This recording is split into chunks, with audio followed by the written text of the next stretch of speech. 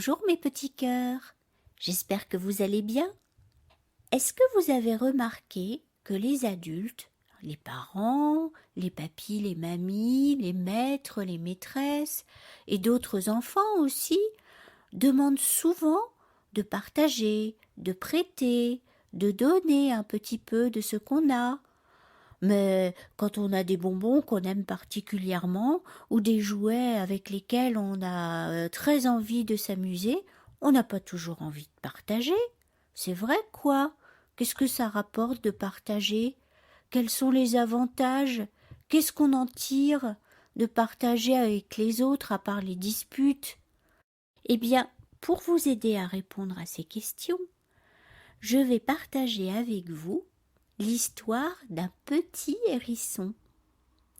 Voici donc le petit hérisson partageur, un conte de Zémanel illustré par Vanessa Gauthier aux éditions du Père Castor Flammarion. Top, top, top, top.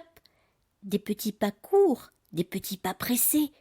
Voilà Hérisson qui trotte dans les sentiers. Le nez en l'air, il cherche et fouille de tous côtés pour trouver de quoi manger.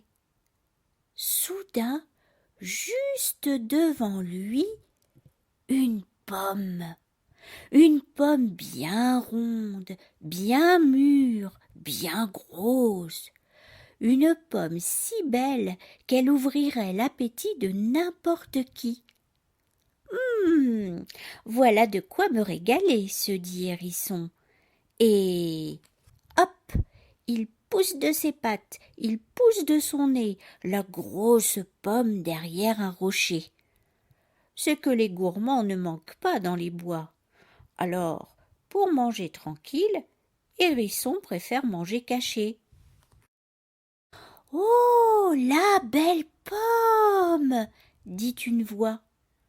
Et papoum, papoum, des petits bonds tranquilles, des petits bonds en coton. Voilà Lapin qui n'était pas loin et qui vient. C'est à toi ça? La pomme est à moi, répond Hérisson. Ça donne faim. Y aurait-il un morceau pour moi? Hérisson, embarrassé, réfléchit, remue la tête, remue son nez. Mais sa pomme est assez grosse pour être partagée. Coupons-la en deux, dit-il. Il y en aura bien assez. Et hop, tous les deux poussent des pattes, ils poussent des oreilles et du nez, la grosse pomme derrière un tronc d'arbre pour manger caché. Et oui, à cause des gourmands, vous vous rappelez? Oh, la belle pomme, dit une autre voix. Et zou, et zip, et zip, et zou. Des petits pas rapides, des petits pas qui volent. Voilà Écureuil qui glisse jusqu'au sol. C'est à qui ça? La pomme est à moi, répond Hérisson. Ça donne faim. Y aurait-il un morceau pour moi? Hérisson, embarrassé, réfléchit, remue sa tête, remue son nez. Bon, mais sa pomme est assez grosse pour être partagée. Coupons-la en trois, dit-il. Il y en aura bien assez.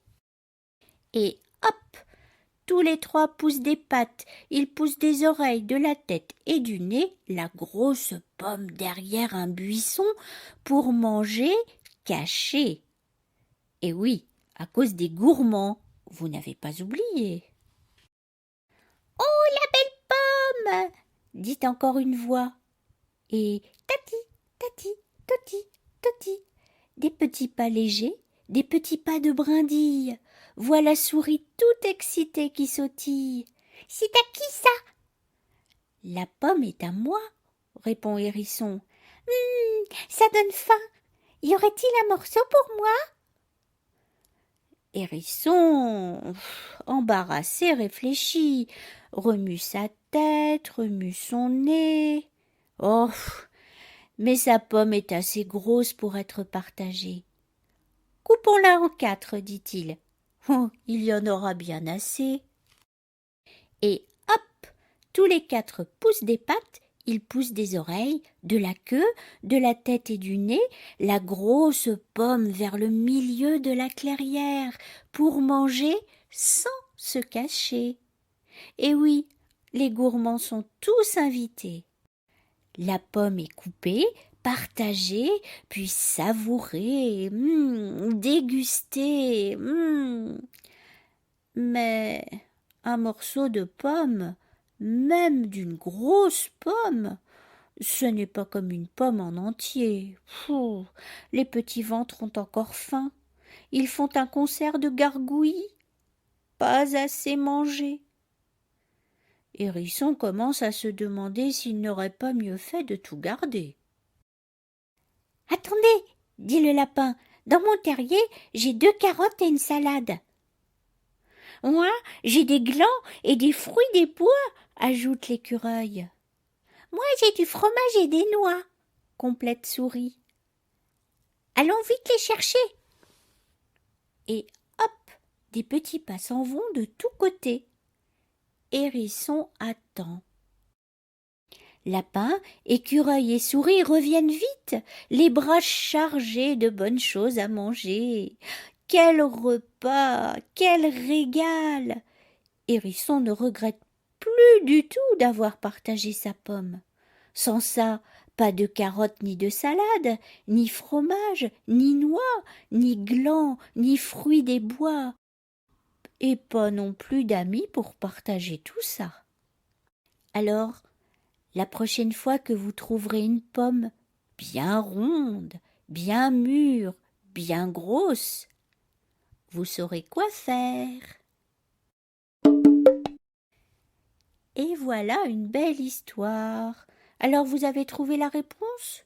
Que vaut-il mieux faire? Partager ou garder tout pour soi?